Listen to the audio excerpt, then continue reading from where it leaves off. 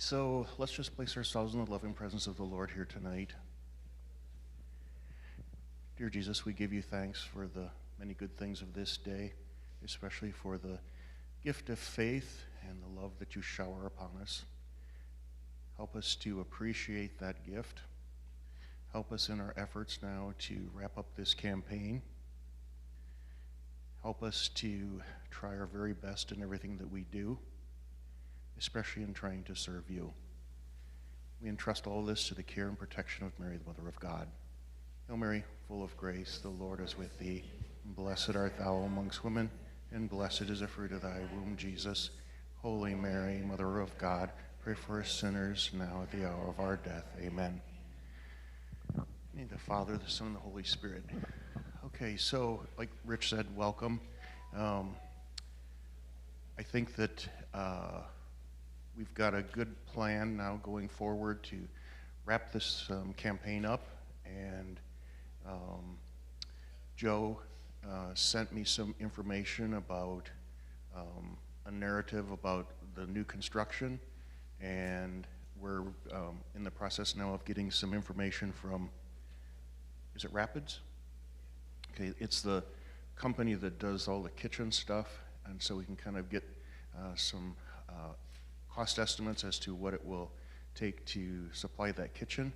I've been working with Mike Freeman to kind of pull together, an approach to some of the school families that have not contributed thus far. I was really happy with the results of the school effort last week. Do we know how much did it come in altogether? 57,000? Because there was that one 3,000 from grain, wasn't it? So somebody had given, I don't know how many bushels of grain, but it came to about $3,000 gift. So all of those things, and I think that what Brenda was telling me, a lot of those gifts were $25, $100, all of those gifts really added up and to a very successful effort on the part of the school. So I think that's really all I have to say. But I'm really looking forward to getting this done. And I think that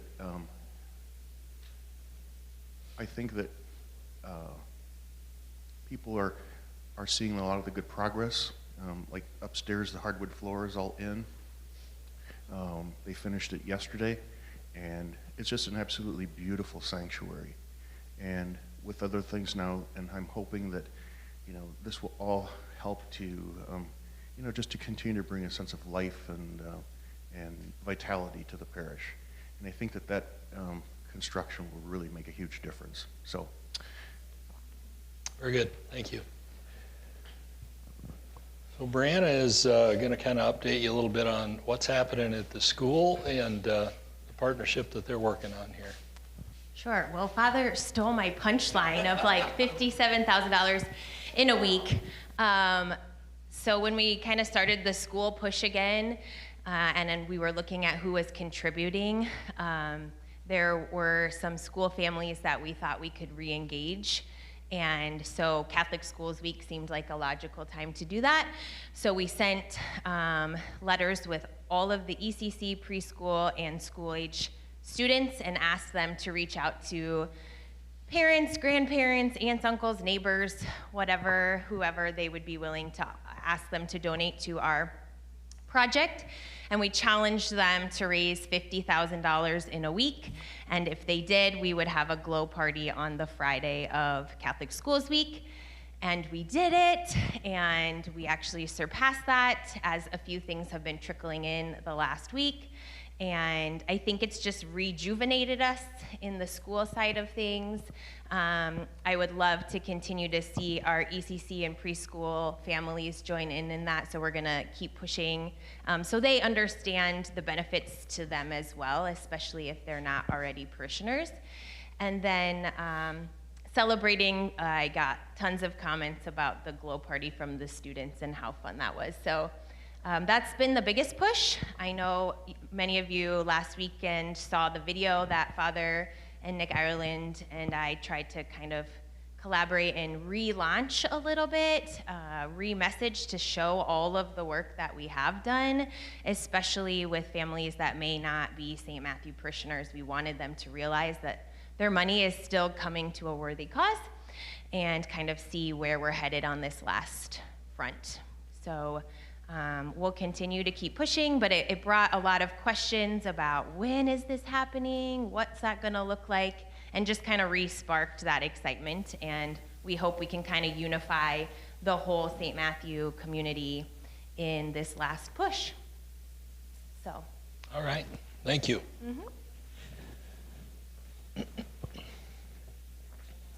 So I'm going to update everybody here on some of the things that are happening right now, where we're at, and a little bit of what we can expect as we go forward. Now, after I complete that tonight, then Brenda is going to take over. And if you recall, the last time when we met, we did the Knowledge Cafe. Kathy led that. Kathy is ill, so she's not with us tonight, or she would be bringing you back the results and sort of codifying everything. Instead, Brenda will be doing that with us, and the idea behind it is to take all of that input, because we don't want this to just be decisions Father makes or a small team of 5 or 6 people. We want to get as much input as we can along the way, and we've been doing that, but now we've got to be able to sort of codify those results and take them forward from here. So let's talk about this. What's next? Next steps, and really what this all amounts to. Let's start with being very, very clear that this is the same campaign. Been a couple of questions out there about, are we redoing this? Are we starting a whole nother campaign? Where are we at? Very clear, this is the same campaign. No changes from when we originally started, in that we said, you might recall, we're going to do this as we can afford it. We're going to stay within budget, and we're going to raise the money as we go. Well, that means the process is going to be a little bit longer than the other way around of just borrowing the money, putting up the buildings, doing all the deferred maintenance, and then everybody frets and worries for the next 10 years how you're going to pay off your loan. It's not the approach that we're taking to this, because we want to be fiscally responsible. That is, more often than not, the way that these kind of things are done. But really what it does is it puts the parishioners, the community members, whatever nonprofit you're dealing with, in a sort of a bad place, because they have this debt hanging over their head, and they walk around every day thinking, at least the pastor and everybody in the office worries about it every day, how are we going to get that paid off? How are we going to get that paid off? We owe that money. We're trying not to put you in that position. Make sense? So we can feel very, very good about that. So we're looking at building for financial security for the future in more than just one way. You may or may not know that we started building an endowment fund. This particular one is for the school. We're launching a second endowment fund here as we get moving forward, and that one will be for the church. And the idea behind this is an endowment fund is money that we can pull off the interest and leave that principal in there to draw interest each and every year as we build it. What you'll find is churches, schools, nonprofits of any kind up and down the street, if they're successful and if they're going to be here in the future, they have an endowment fund, right? And it's just not something we've tackled in the past. With Father Lecky's leadership, that's indeed where we plan to go. Another thing that we've done is put together a building fund. And we're funding that out of revenue from the daycare currently. And may end up increasing that just a little bit. But right now, we've got over $20,000 in there. So one of the units, the maintenance person, Patrick, came to me a while back and said, one of the units on top of the ECC that handles the airflow is got some problems, needs to be upgraded, that sort of thing. Well, in the past, what would happen with that kind of thing is it would be, oh my gosh, now what are we going to do? How do we pay for this? Well, that's exactly why we have that fund. And so I happen to be at a Xavier meeting here a week or so ago, and I think the quote was something like, "This is what happens when your buildings start to get about 20 years old." You know, that's exactly what we need to be planning for, as opposed to it becoming an emergency all the time, right? Sort of like Christmas. Comes the same time every year. It's not an emergency that you got to get your Christmas presents around.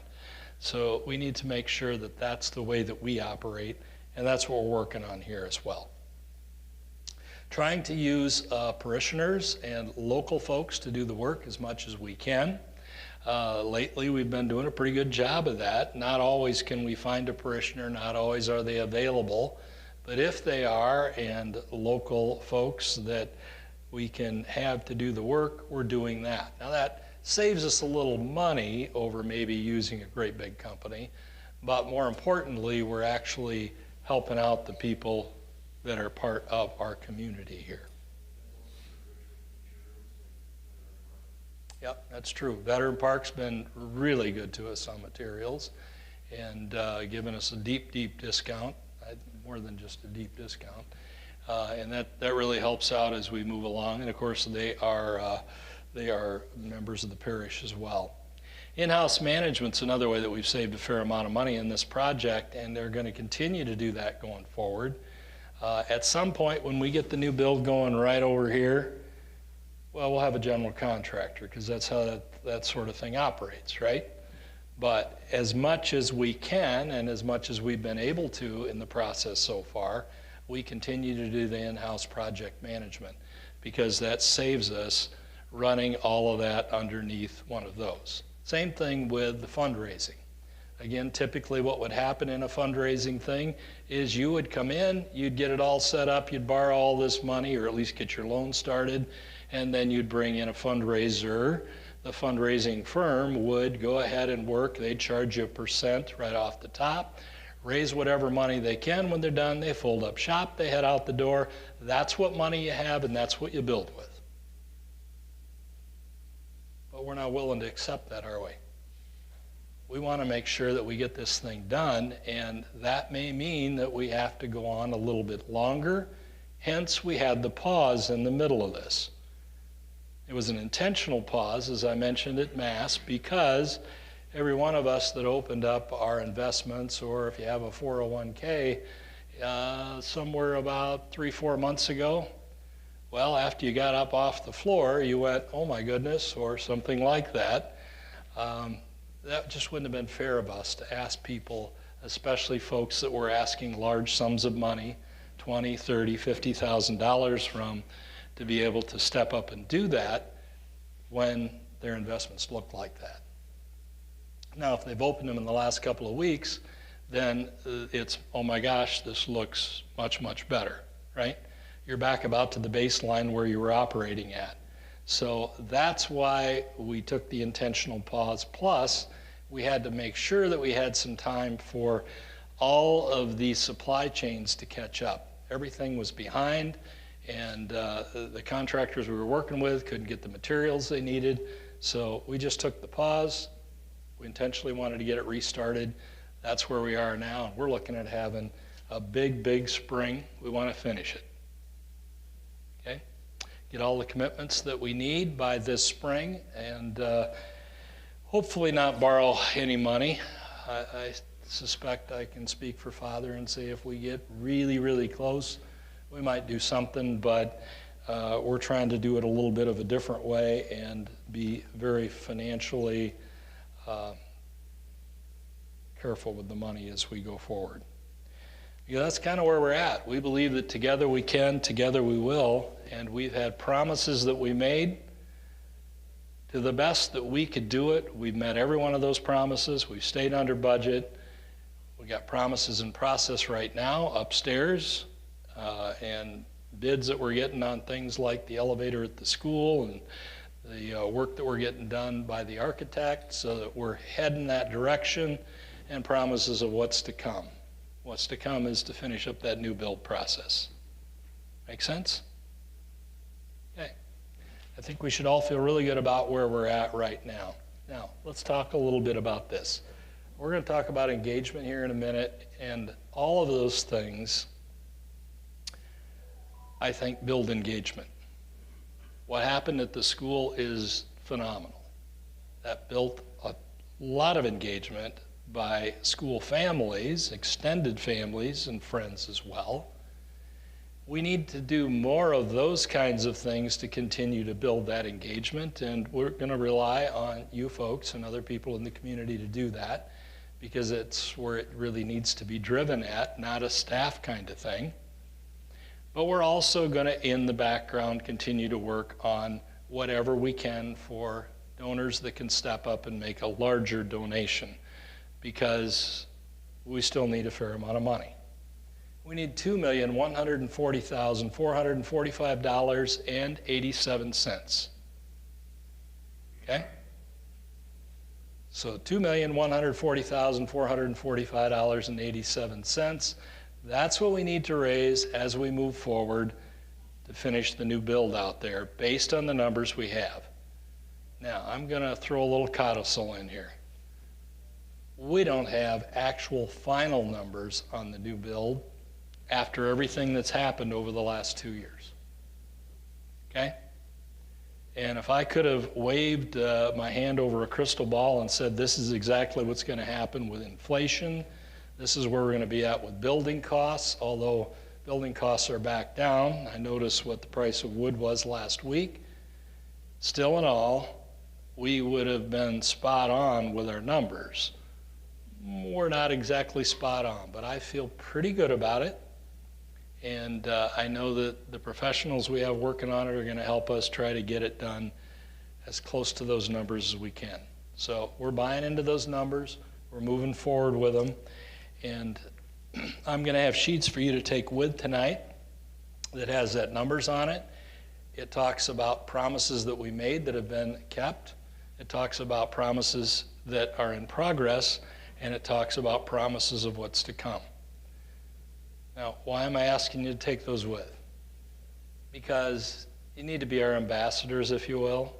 If you'd be so kind to go out there and spread the word, tell folks what's going on, and then if you really would be so kind to help us make some of these calls, because what we're going to do now is spend our time on anybody who hasn't made a commitment, anybody who was called on and didn't make a commitment, the people we were not able to get a hold of.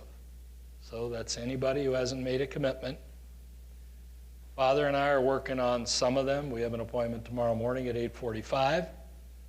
And also, in addition to that, we're talking to some of the folks that have already made some very nice commitments to see if there's any way they can lengthen those from 3 years to 5 years, right? That makes a big difference. Or if they made a one-time commitment. I had a couple of them early on that said, hey, I'm going to take care of this right now, and if I'm around next year, I'll take care of you again. So, you know, some of those folks I hope will step up and do that again. That would be just wonderful. That's where we're at. That's our path forward. While people are finishing that up, I'm going to hand this sheet out. This is called the Path Forward. One of the people that I called this week told me that they would like to be able to have a clear picture of what's the path forward. What do we do next?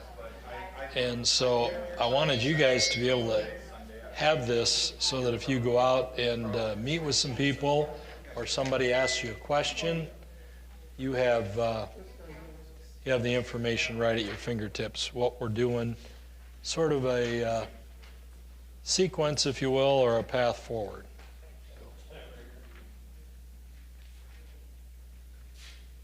Put one of these over here. So we take a look at it. Together we can, together we will. Promises made, promises kept, promises of what's to come. You heard that on the video last week. It's sort of our mantra, if you will, that we coined a few weeks back that seems to fit what we have. $2,140,445.87. We'll be putting up a thermometer on that as well. so we can track as we're moving it, and that's all we're going to have on it. Not the total amount of the build, not the amount we started fundraising, but this particular amount is what we're going to focus on.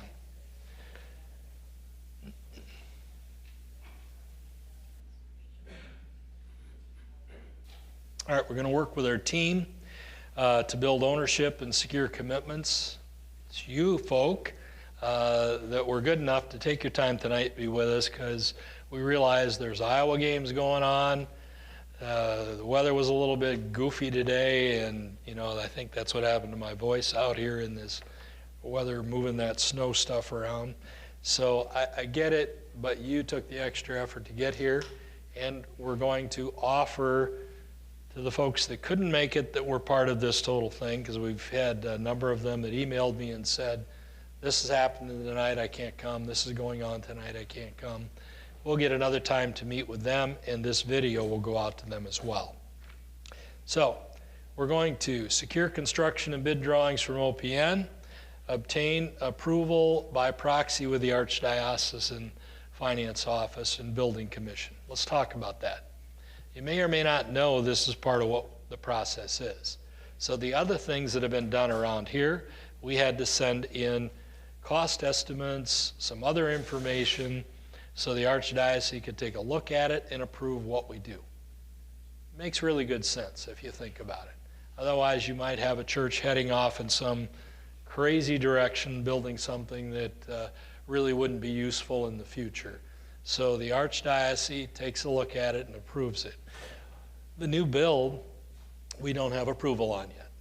We have to get all of the drawings and everything put together, the actual numbers, then we can send it up and get approval. Pretty confident we're going to get the approval, but at least you need to know that's part of the process we work on. It's called a proxy. Meet with the building committee monthly. That's a new committee that we put together of mostly people that have been around the parish a long time. They have experience in the building trades. A couple of new people we've asked. We're going to see if they decide to be on it or not. But we want a small group that is familiar with what it is to build, so we can bounce ideas off from them as we move forward.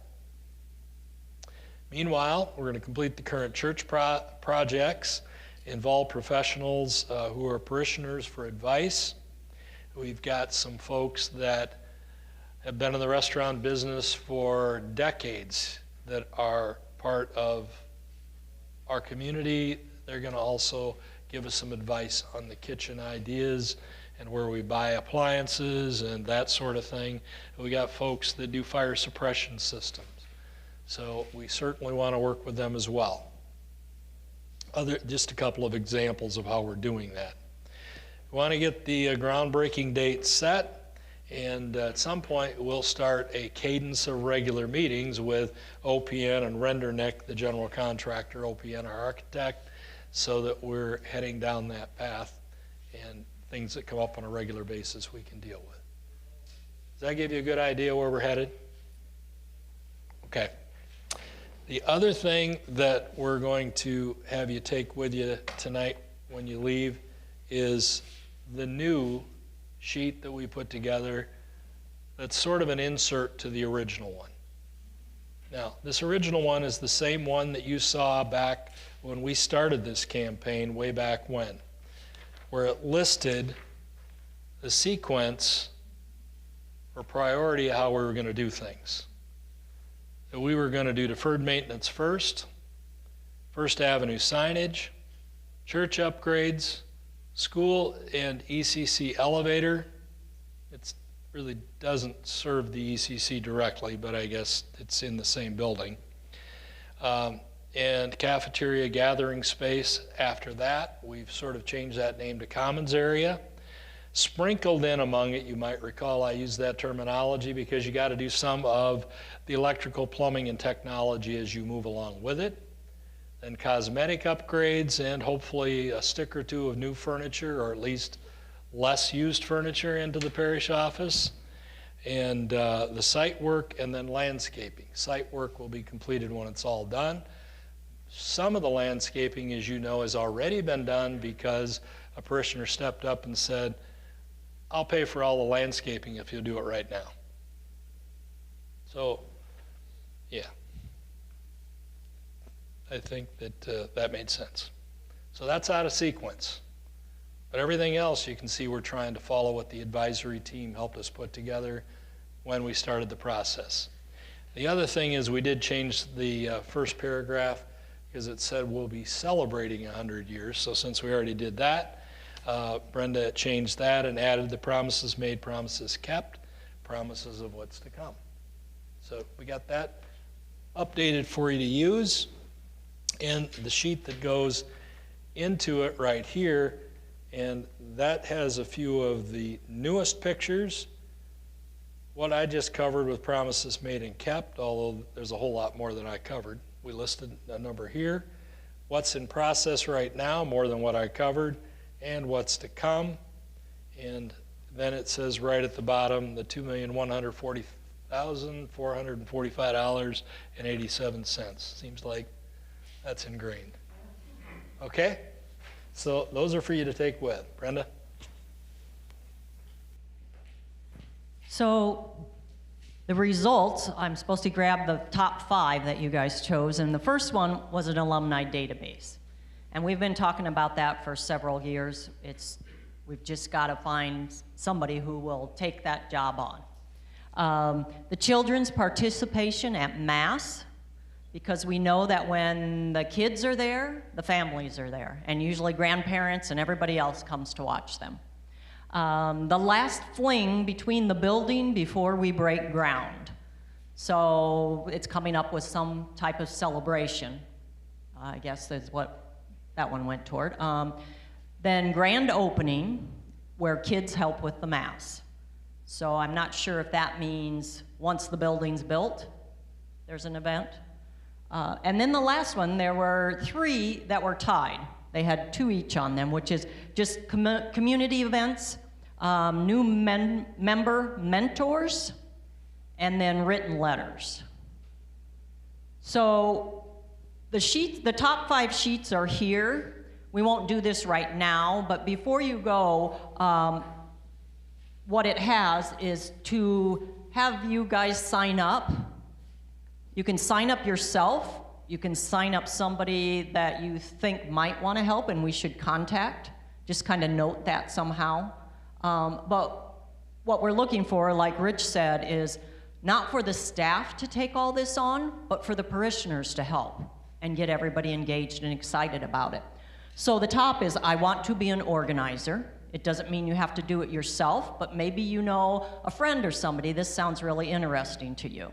And then down below it says, I want to be an active member in this group. So, like I said, if you want to put yourself or you want to put somebody that you think you could reach out to, that's really good, especially the alumni with tech people who can get into databases and create that, and that would be great.